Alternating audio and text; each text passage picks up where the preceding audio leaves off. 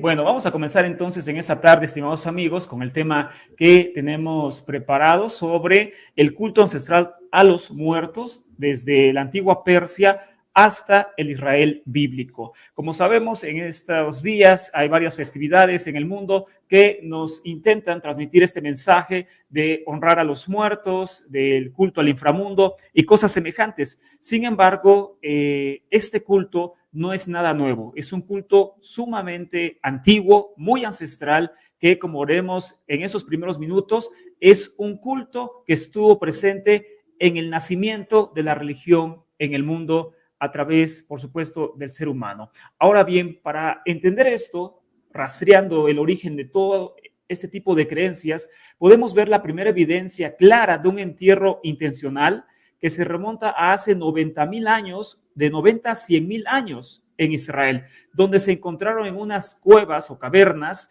a 11 individuos relativamente intactos, presumiblemente colocados ahí por el Homo sapiens primitivo, que tal vez emigraba del sureste al sureste asiático, y ese era un paso hacia otra región del mundo, posiblemente venían del continente africano, y en su paso hacia el sureste asiático es donde mueren algunos de sus miembros del clan y los entierran precisamente ahí. Miren qué interesante, en Israel. Esto hace 90 a 100,000 años, los primeros enterramientos conscientes. Ahí obviamente todavía no estamos hablando del nacimiento del culto hacia los muertos o hacia los ancestros.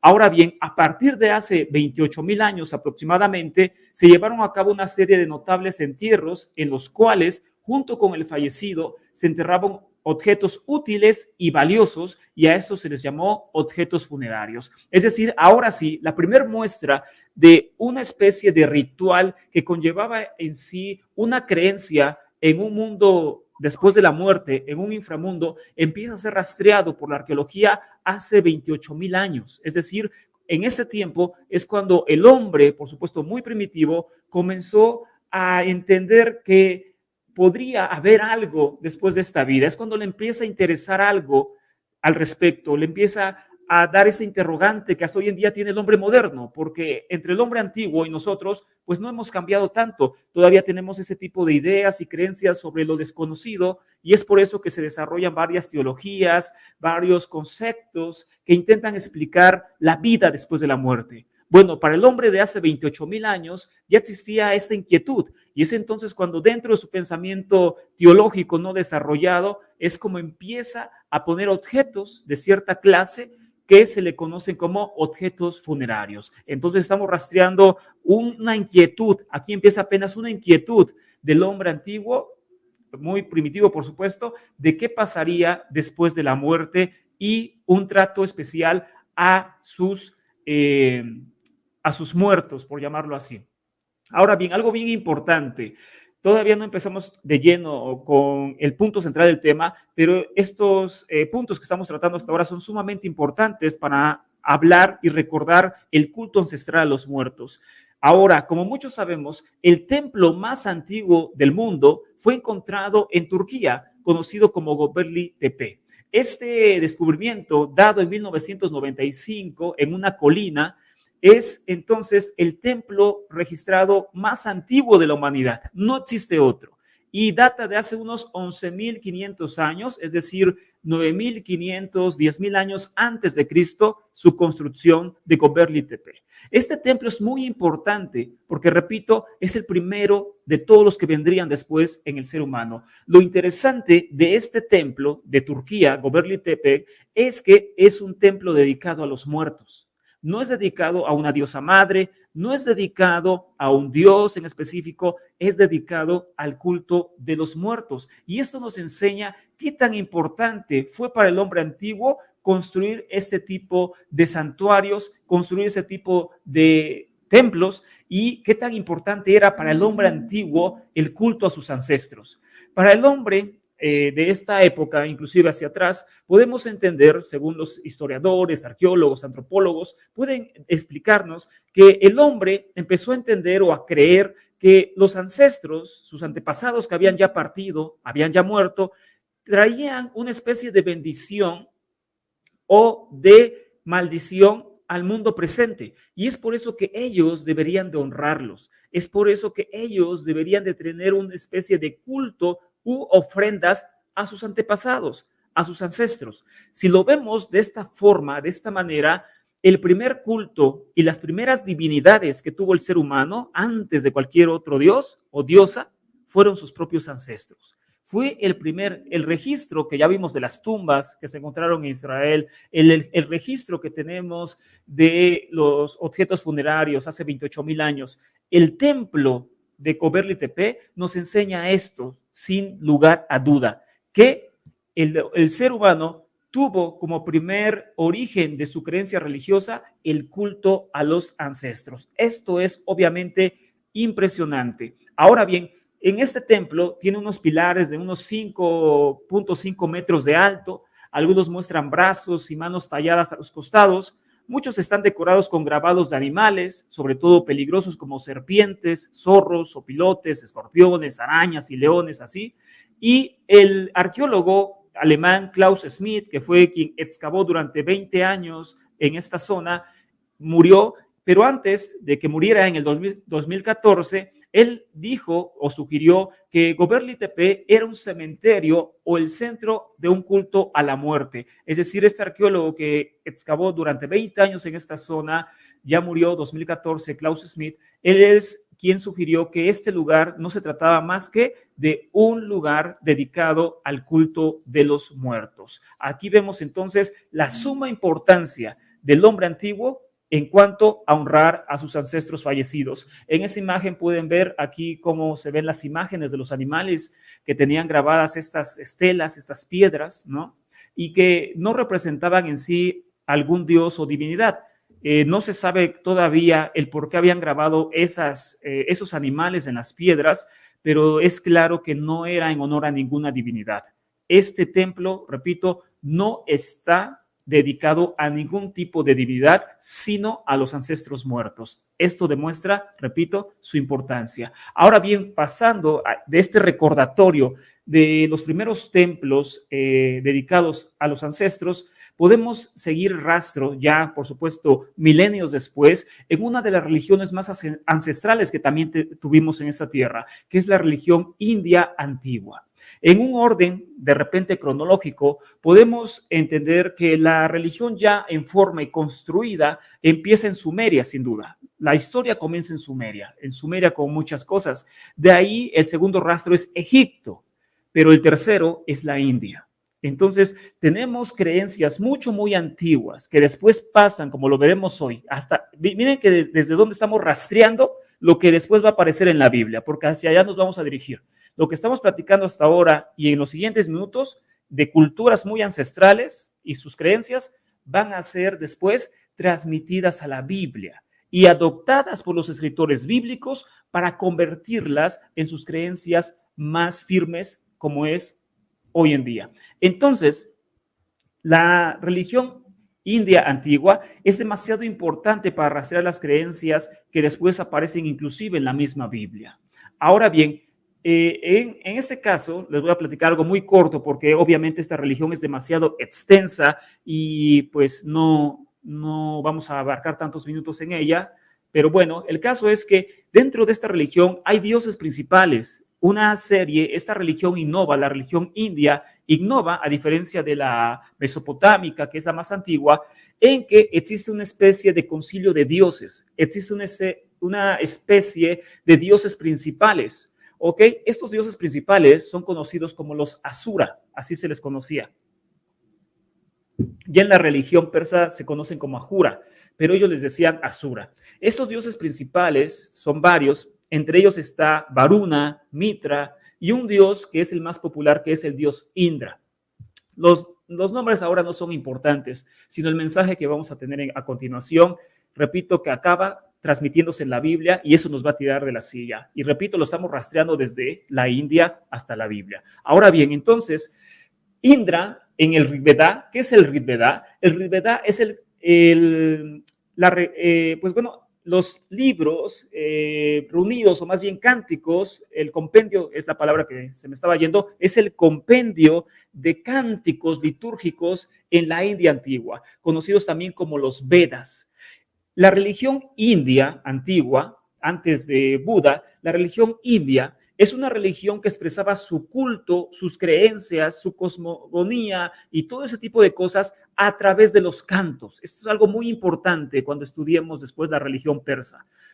Entonces ellos expresaban su teología y es la única forma de rastrearlos a través de los cantos. Algo así para nosotros que después en la Biblia se expresa como los salmos. Solo que los salmos en la Biblia no es la parte más importante de ella, sino la ley de Moisés. Para ellos los cantos eran lo todo. Ahí expresaban absolutamente todo y eran los Vedas. Por eso se le conoce como los Vedas, la religión de los Vedas. Así se llamaban esos cantos. Y el compendio de estos cantos es el Rig Veda.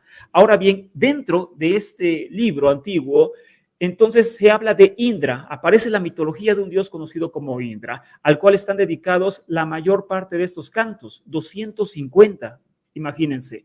Una cantidad muy diferente en comparación al dios principal, que era Varuna, al cual solo se le dirigen unos 10 cantos y 35 a Mitra. Entonces, por eso este dios Indra era el más popular.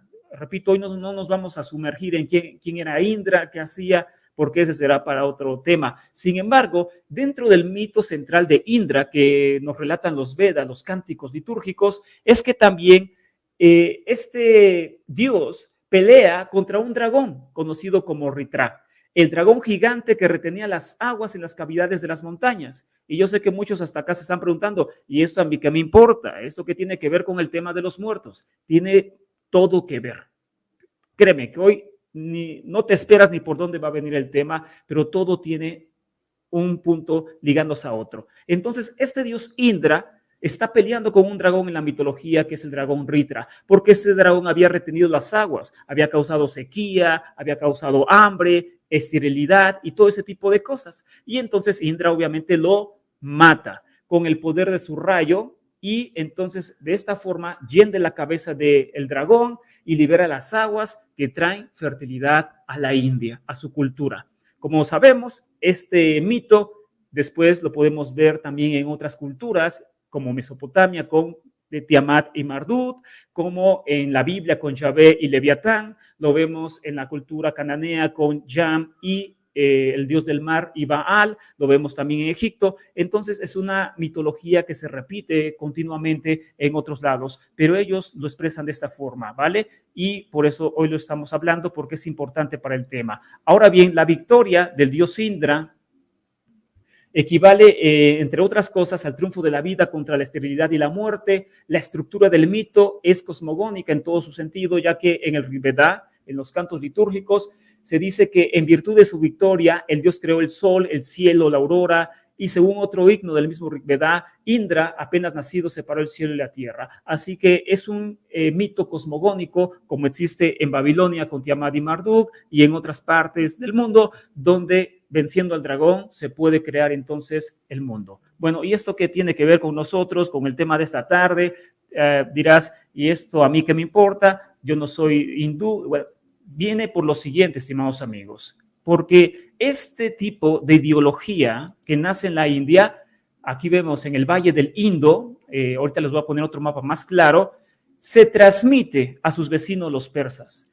Los persas fueron vecinos y son vecinos de la India, hasta la fecha, obviamente. Entonces, este tipo de religión antigua, litúrgica en todo sentido, con cantos y demás, transmite sus creencias a los persas antiguos. Estamos hablando todavía hasta acá de la religión persa antes de Zoroastro, la religión persa antigua, politeísta y demás. Entonces, la religión india antigua transmite demasiado. Aquí vemos un mapa más claro donde está la India. Esto en café es el Valle del Indo, conocido así, y ahí vemos a Irán, que actualmente es Irán, pero ese era el imperio persa, abarcaba más el imperio persa, pero también hoy no vamos a hablar de eso porque eso será para otra charla. El caso es que ellos estaban pues ahí cerquita, serán vecinos de la India, del Valle del Indo, y es como ellos transmiten muy fácilmente sus creencias a los persas antiguos, entre ello que la liturgia se exprese a través de cantos. Por eso, la única forma que tenemos de rastrear la religión más antigua persa tanto antigua como de Zoroastro es a través de los cantos, como es la parte más importante de la Avesta, el libro sagrado persa, que es los gatás, que son cantos, o los yas, o los yashat, son cantos. Ellos expresaban su religión a través de cantos, pero eso lo aprendieron ¿de quién? De la India. De los Vedas. Ellos aprendieron eso de los Vedas y los Vedas lo transmiten a Persia, a la Persia antigua, antes de Zoroastro. Ahora, esto es importante porque este mito que vimos que nace en la India, de Indra peleando contra un dragón para traer pues la creación al mundo, ¿qué crees? Pasa prácticamente directo a la Persia antigua, a la Persia antigua politeísta, pero ellos la transforman en una fiesta individual, que es la fiesta de Año Nuevo. Y aquí es donde empieza lo interesante del tema. Los persas antiguos toman esta mitología de un dios peleando contra un dragón que había retenido las aguas en la montaña y la convierten en su festividad más importante de todo el año, que es la festividad del Año Nuevo, que se celebraba en el inicio de la primavera. Entre los indoiranios y otros pueblos se conocían diversos complejos mitos rituales encaminados a la renovación del mundo. Estos ritos para la reiteración de la cosmogonía se celebraban en ocasión del Año Nuevo. Ahorita vamos a escuchar algo que nos va a tirar de la silla, estimados amigos. Estas festividades están centradas en la muerte del dragón, ya vimos dónde nace, en la India, pero los persas la adoptaron. El mito supone a un dragón dueño de la vida, donde una sequía invade el país. Un héroe divino se apodera de la fortaleza donde habita ese dragón, triunfando sobre ese monstruo. Esto ocasionaba la libertad de las aguas presas, además de jóvenes rehenes para su propio harén que había tomado el dragón, porque en esta mitología persa el dragón se roba a mujeres bellas, las roba y se las lleva a su caverna, y entonces cuando el dios liberaba a estas rehenes, pues se quedaba con ellas, ¿no? O sea, que nada tonto el dios, dice, pues bueno, entonces también que las mujeres sean para mí, y entonces la fertilidad volvía a la tierra y las jóvenes volvían, pero al dios libertador. Posteriormente los reyes en turno se adjudicaban estas proezas, es decir, ya más tarde quienes decían que habían matado a este dragón eran los reyes y no los dioses. Pero bueno, la religión iranía primitiva, antes de Zoroastro, conoce muchos espíritus y almas bajo diversos nombres, siendo el más importante de ellos, los frabesis, palabra que significa protección, y ya sabemos por qué, porque creían que las almas los protegían. Estos eran espíritus tutelares y almas de los hombres piadosos. Eran objeto de culto a la caída de la tarde o a la primera mitad de la noche. Recompensaban a sus fieles con bueyes y hombres y volvían a estar entre los vivos. La fiesta se describe de la siguiente manera y miren lo que ellos creían. A través de sus cantos nos dejan esta enseñanza impresionante. En esta época, en la fiesta del Año Nuevo, era costumbre comer en las tumbas de los difuntos y beber en los tejados. Se creía que los espíritus de los difuntos durante estos días abandonaban el lugar de su recompensa o de su castigo. ¿Qué cree el mexicano el 2 de noviembre? Exactamente lo mismo. Se podían acercar a los platos arreglados para ellos, los difuntos, se venían del mundo inferior, de la muerte, y se acercaban a los platos que la gente había preparado para ellos en las tumbas o en sus casas. Y entonces absorbían la energía de esos platos. Eso exactamente, yo te lo digo como mexicano, creen los mexicanos cada vez que ponen su ofrenda de Día de Muertos. Exactamente lo mismo, sin diferencia. Que los muertos regresan y toman la energía de los alimentos. De hecho, la gente que pone sus ofrendas dicen que después que se la comen, porque obviamente la comida pues, ahí se queda, ya después de que quitan sus ofrendas, después del 2 de noviembre, la gente empieza a comerse las mandarinas, el mole y cualquier cosa que puso, y la gente tiene la creencia de que la comida pierde sabor, de que ya no sabe a nada. ¿Por qué? Porque el muerto ha venido y se ha llevado la esencia de la comida. Y es entonces que la comida pierde su energía y su sabor. Eso se cree y no, es algo muy común en este país, pero eso también creían los persas antiguos, exactamente lo mismo. Y eso, además, perfumaban sus caras con enebro, la gente viva, para que los muertos gozaran de ese olor a planta y que los espíritus de hombres piadosos se ocupasen de los asuntos de la familia y el resto de sus parientes. Es decir, que entonces, inclusive ellos creían que los muertos regresaban y podían oler el aroma que había en esa casa, y que si obviamente el muerto regresaba y encontraba sus alimentos, encontraba sus ofrendas, encontraba bien el lugar para él, entonces bendecía a su familia. Entonces esa es la creencia que los movía, la idea de que los muertos regresaban a bendecirlos. Esto en la Persia antigua. Lo que acabamos de decir hasta ahorita fue en ¿dónde? En la Persia antigua. Pero viene Zoroastro, la reforma de Zoroastro, años 620, años 600, redondeando antes de Cristo. Aparece el famoso Zoroastro y con ello la religión zoroástrica. Posteriormente evoluciona y se convierte en mazdeísmo, pero esa es otra historia. Entonces aparece Zoroastro, años 600 antes de Cristo, y él reforma la religión antigua persa, llena de muchos dioses y todo ese tipo de cosas. Bueno, Zoroastro, a pesar de que reforma esta religión persa antigua, Zoroastro no elimina la celebración de muertos. Ahora bien, esta fiesta de Año Nuevo continúa como se hacía en la Persia antigua.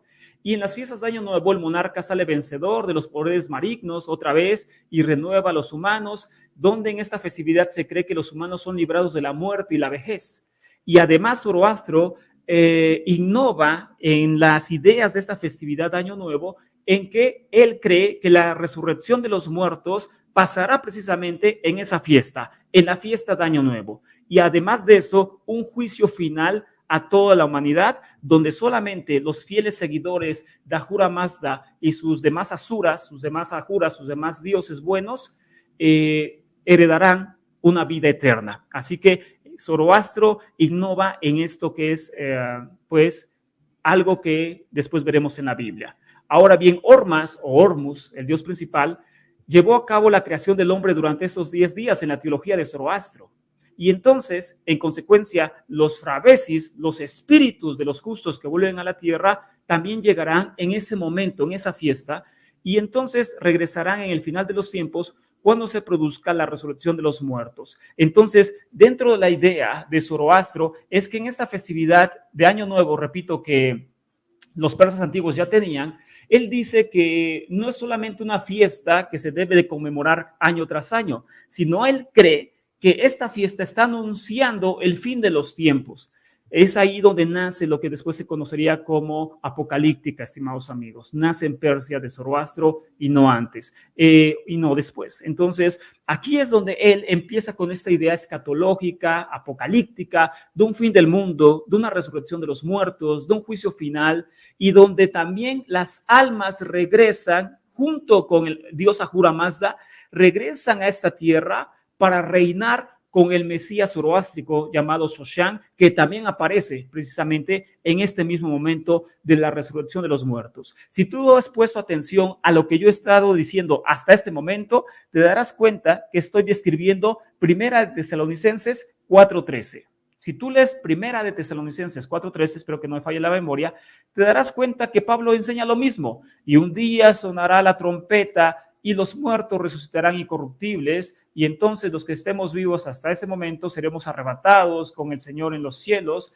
Y el punto es que habla de esto, de un día del juicio final, un día donde regresa Jesús, por supuesto, y de esta forma también regresarán con él todos aquellos que durmieron con Cristo o durmieron con Jesús. Es decir, que Jesús no viene solo, y eso está en Primera de Tesalonicenses 4:12 en adelante. Así que no te enojes conmigo, enójate con Pablo, que se aventó la teología zoroástrica en su carta. Entonces, por esto, él creía exactamente lo mismo que está creyendo Zoroastro 600 años antes de Cristo. La objeción de muchos, es decir, porque les viene un sesgo, una disonancia cognitiva y dicen, no puedo creer esto, no puedo creer que Pablo haya dicho o repetido lo que ya estaba en otro libro, lo que ya estaba desarrollado en otra teología persa.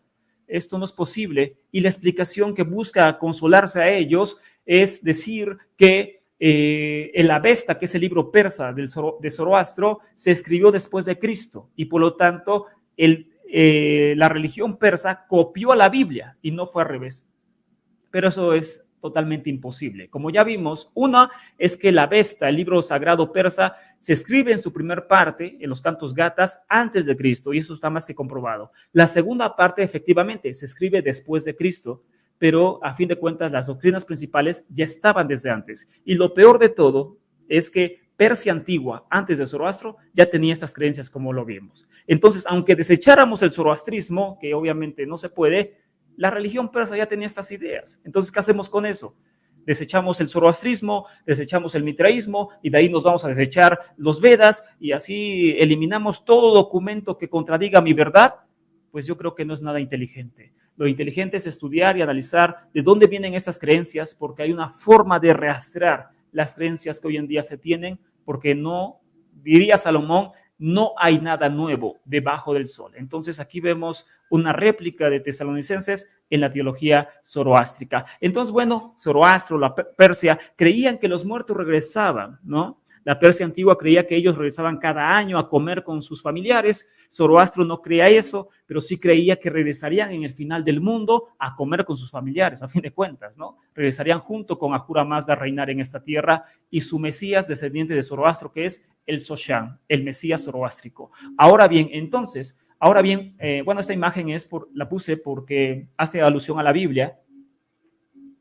Ya hablamos de estas ideas que en la religión se consideran paganas, estas ideas que nacen desde, ya vimos, mucho tiempo atrás de la Biblia, del mundo bíblico, para empezar desde Sumeria, Göbekli Tepe, después se va a la India, después se va a la Persia antigua, después pasa a Zoroastro, así. Pero bueno, entonces, por ende, esa religión de Zoroastro acaba teniendo contacto con el mundo bíblico, ya que, como sabemos, Ciro el Grande construye el mayor imperio de la antigüedad, el imperio persa aqueménida, y este imperio es el que controla el mundo antiguo durante mucho tiempo y es quien libera a Israel del cautiverio babilónico.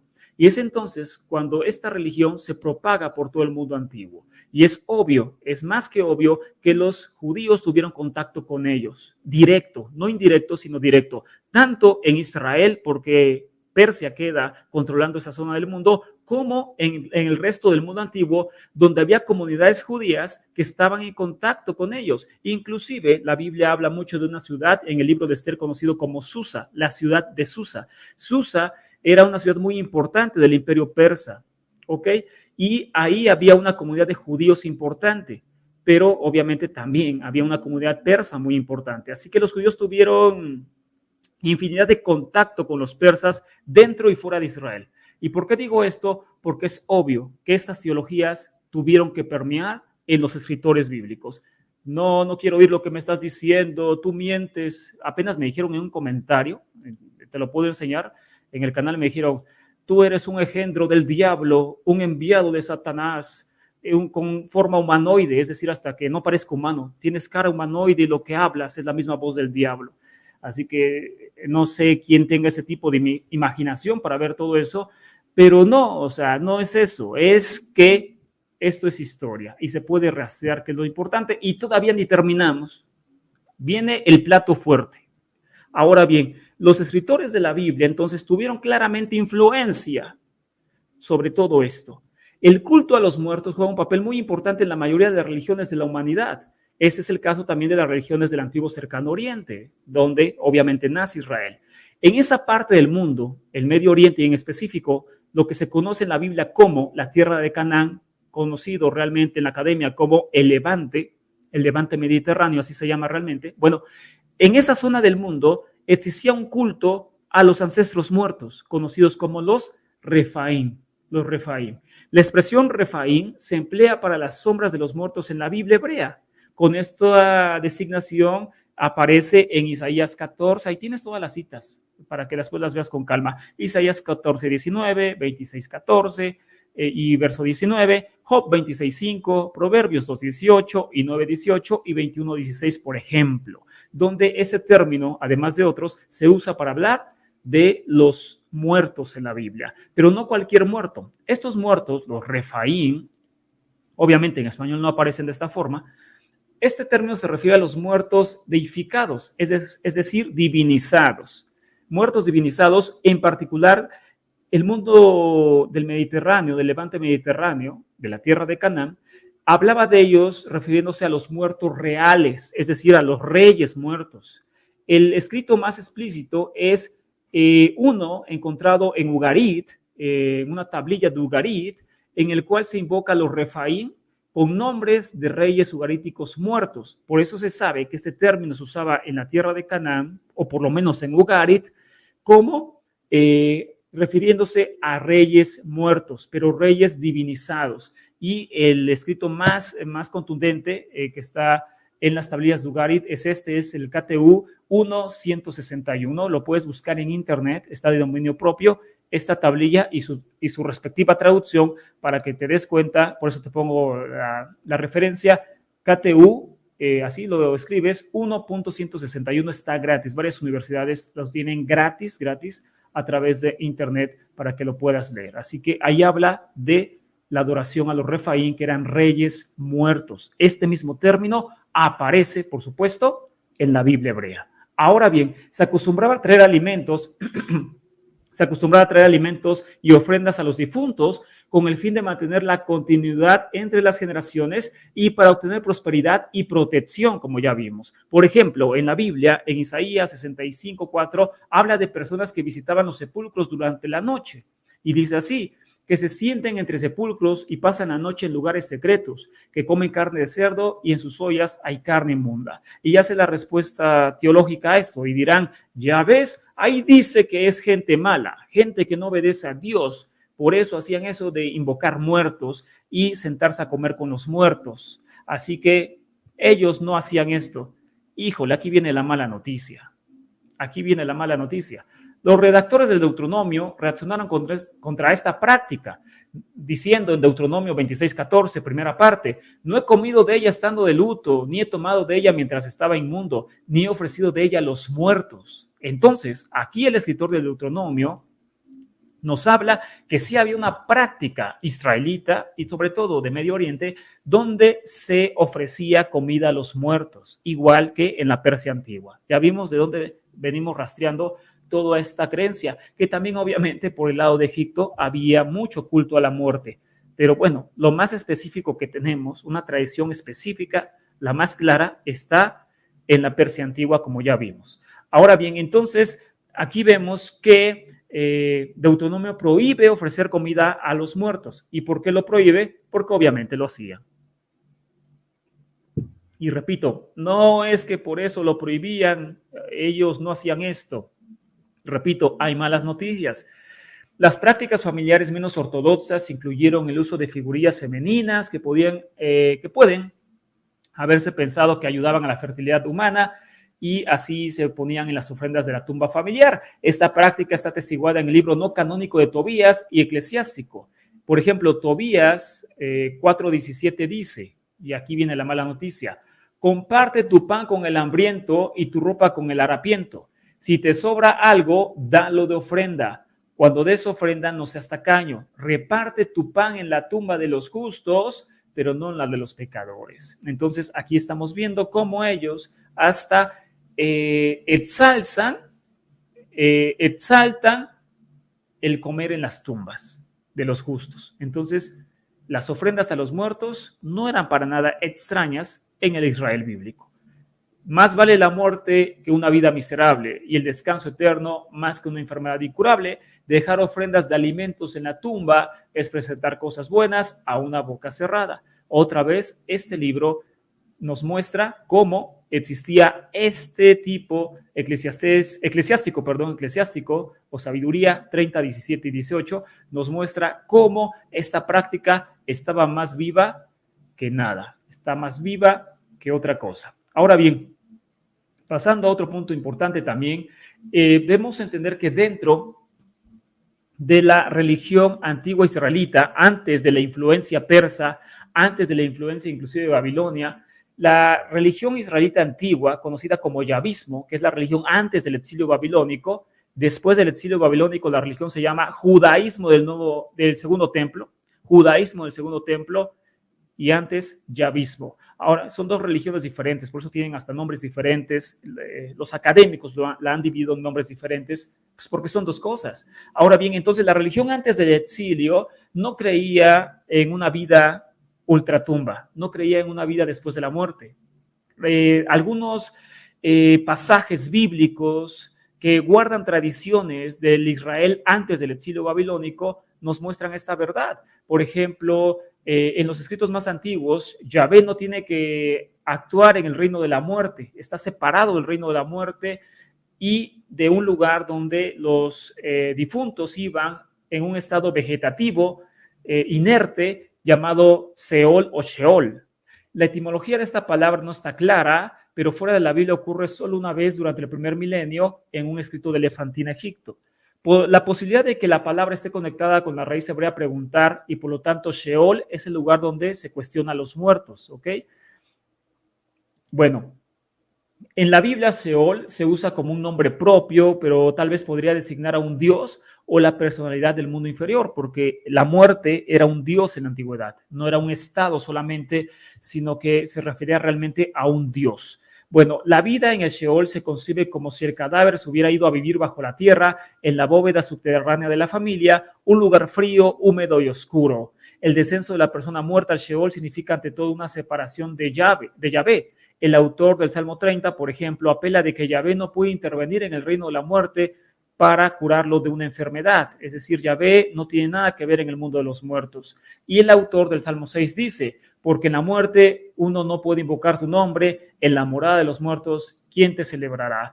Y así vemos en Eclesiastés, Salomón hablando, por ejemplo, en el capítulo 9, de que los muertos nada tienen que ver en esta vida. Es decir, este es un rastro de la religión antigua israelita, antes del exilio babilónico, donde el pensamiento original era que los muertos ya no tenían nada que ver en este mundo. Eso pensaban ellos, pero después de la influencia babilónica y persa, y por supuesto griega, cambia radicalmente este pensamiento y se desarrolla una teología de la vida después de la muerte, de la eternidad del alma, donde el hombre muere, su alma sale de su cuerpo y va a un cielo o va a un castigo y cosas semejantes, pero todo esto solamente se desarrolla hasta después del exilio babilónico. Por eso los saduceos de los días de Jesús no creían en resurrección de muertos, no creían en alma, no creían en espíritu, no creían en la vida después de la muerte. ¿Por qué? Pues porque no era su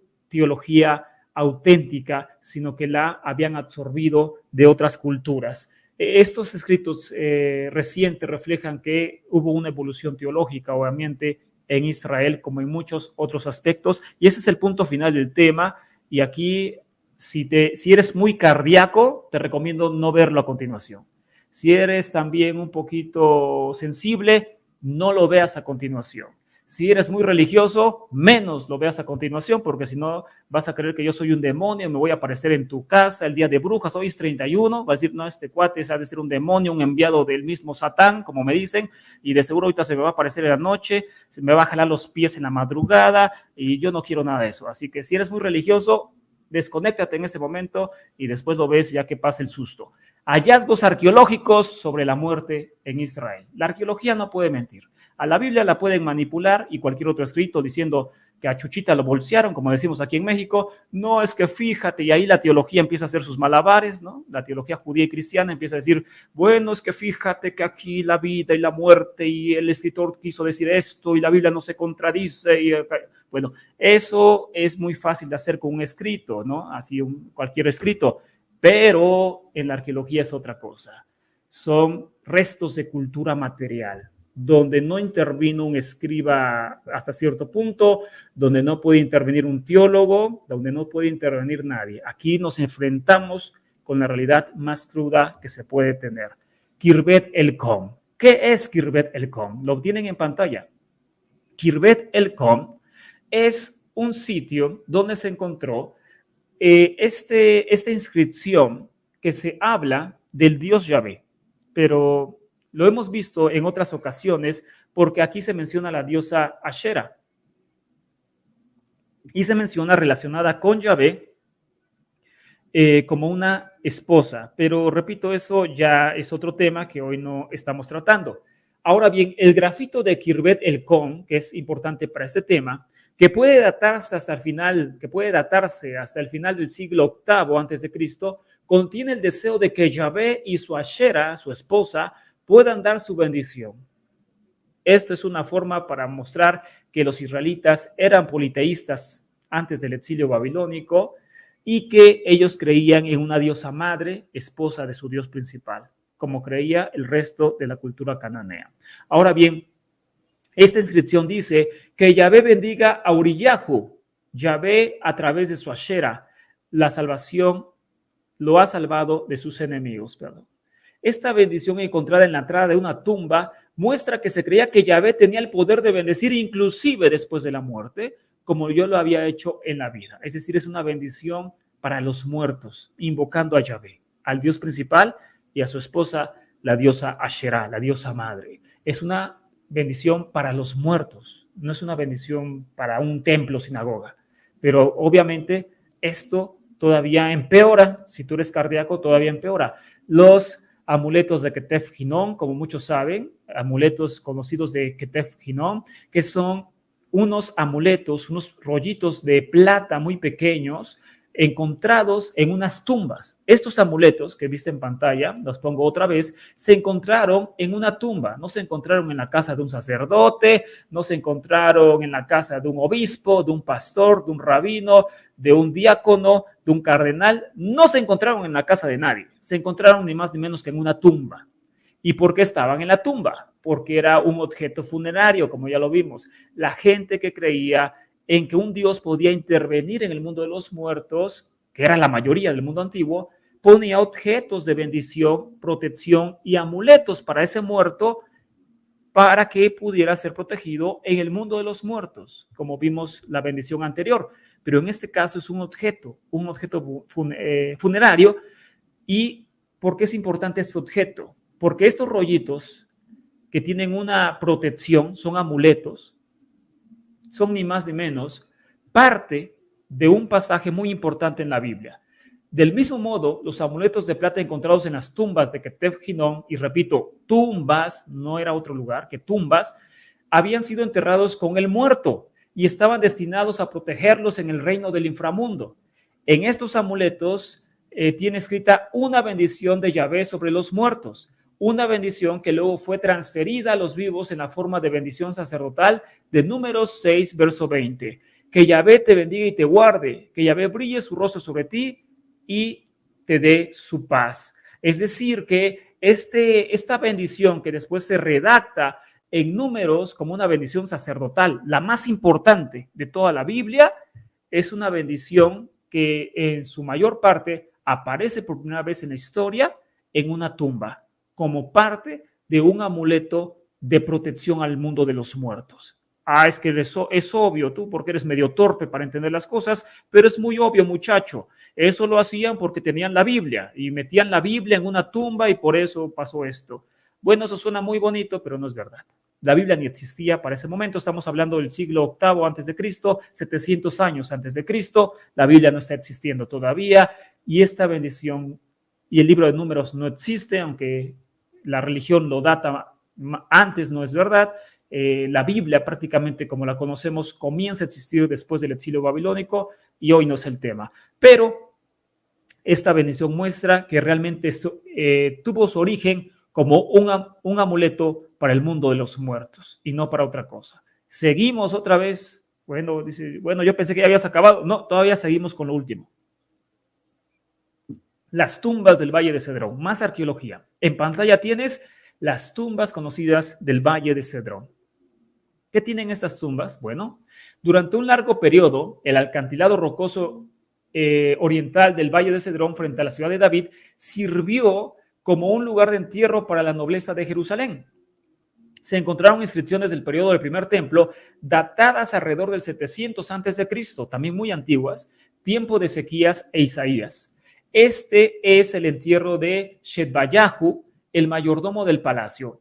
Una de estas tumbas, se encontraron 3 rastros, pero en una de ellas se encuentra esta inscripción. Este es el entierro de Shedbayahu, un hombre yavista, y es el mayordomo del palacio, es decir, de la realeza. Y él dice en esta inscripción, no hay plata ni oro aquí, solo sus huesos y los huesos de su esposa. Maldito sea el hombre que habrá esto. Ay, caray, y eso que eran religiosos, aristocracia y demás. Lo peculiar de esta inscripción es que obviamente es un hombre yavista, es alguien que creía en el Dios Yahvé del tiempo de Ezequías, rey Ezequías, y que al morir no hace otra cosa más que maldecir, poner una maldición en la entrada de su tumba para que no la saquearan como solía hacerse. Por eso le pone no hay plata ni oro. Hasta hay una canción, creo que de Navidad, que es así, ¿no? No tengo plata ni oro o algo así. Bueno, no me la sé, pero en las posadas la cantan. Bueno, algo parecido. No tengo plata ni oro, pero maldito sea si lo abres. Es decir, ellos acostumbraban maldecir a aquellos que intentaban profanar una tumba, y había maldiciones a las entradas de la tumba. Y estamos hablando de un hombre con una religión ya vista, pero no es el único rastro de este tipo. Las tumbas de Laquis, también del mismo tiempo prácticamente, tienes en pantalla las tumbas de Laquis, que son como cavernas. Estas inscripciones fueron grabadas en la pared de una cueva funeraria en Khirbet Bet Leit, junto a Moshat Amasías, cerca de Laquis. La cueva aparentemente sirvió como escondite para refugiados al principio del siglo VI a.C. La primera inscripción es una declaración de fe, la segunda y la tercera son oraciones y súplicas, y la cuarta, otra vez, es una maldición que dice: maldito el que te borre, maldito el que te injurie. O sea que no pienses que encontrarán ahí salmos y que Dios te bendiga y que la paz de Dios sea contigo. No encontrabas eso. Encontraba de que, pobre de ti, donde robes mi tumba, te va a caer una maldición. Te maldigo en el nombre de Yahvé. Y, o sea, puras maldiciones. Ellos acostumbraban proteger sus tumbas con maldiciones. Y el último ejemplo. Tumbas de Ed-Gedi. Tumbas de Ed-Gedi, ahí la tienes en pantalla. Bueno, la inscripción está escrita con tinta sobre un pilar natural de roca en una cueva en las cercanías de Ed-Gedi, al sur de Nahal Yishai, y la fecha es aparentemente a finales del siglo VIII antes de Cristo. Y parte de la inscripción, obviamente porque no está completa, dice así: maldito sea quien borre, bendito sea Yahú, bendito sea entre las naciones mi Señor el Rey, bendito sea mi Señor el Rey. Entonces, aquí otra vez, aparece una maldición para proteger su tumba, y después, pues, una bendición, ¿no? Bendito sea Yahú, pero ya antes había maldecido a medio mundo. Y este es como el patrón común de las tumbas de ese tiempo, tener maldiciones que protegieran a la tumba ante cualquier saqueo o cosas semejantes, además de amuletos, como ya vimos, los amuletos de Keteb Hinnom, para así supuestamente protegerlos en el mundo de los muertos. Bueno, esto es parte de lo que nosotros podemos aprender en esta tarde del rastro ancestral del culto a los muertos, y de cómo nos damos cuenta, como conclusión, cómo va cambiando de una nación a otra, cómo va bajando de una nación a otra, de un tiempo a otro, y de cómo se transmite de una cultura a otra. Y en resumen, ya, no existe, aquí vemos, este es un claro ejemplo de que no existe una religión pura. Así como no existe una sangre pura, todos tenemos mezcla de otras sangres, ¿no? Asiática, africana, judía, árabe, etcétera, ¿no? De culturas prehispánicas. Así también en la religión. No existe una religión pura bajada del cielo y que de repente apareció y es única en su tipo y no le debe nada a nadie, no le debe nada a otro escritor, a otra cultura. Todo es revelado divinamente. No existe eso. Existe, pero en los cuentos de hadas. Existe, pero en la imaginación de muchos religiosos. Existe, pero en una película de ciencia ficción. En la vida real no existe eso. No existe religión pura. Como ya vimos, todas se fueron prestando conceptos, ideas, mitologías, hasta llegar muchas de ellas a la Biblia y adaptarlas a su tiempo, a su cultura, a sus creencias, y así desarrollarlas, como lo hicieron otras culturas del mundo. Pero eso lo veremos, por supuesto, ya en otra clase. Ahora, bibliografía recomendada, donde podemos tomar este tipo de información. Tenemos, por ejemplo, La historia de las creencias y las ideas religiosas, volumen 1, excelente, de Mircea Eliade. Historia de las religiones antiguas, Oriente, Grecia y Roma, de José María Blázquez, Jorge Martínez Piná y Santiago Montero. Y por supuesto, la autoridad a nivel mundial del zoroastrianismo, Mary Boyce, Historia del zoroastrianismo del periodo temprano. Mary Boyce, que ya murió, pero dejó su legado y su autoridad a través de los libros. Y por supuesto, de Shmuel Ahitut, Ecos del pasado, ¿no? Inscripciones del tiempo o periodo bíblico. Y pues bueno, acá tenemos la clase de esta tarde.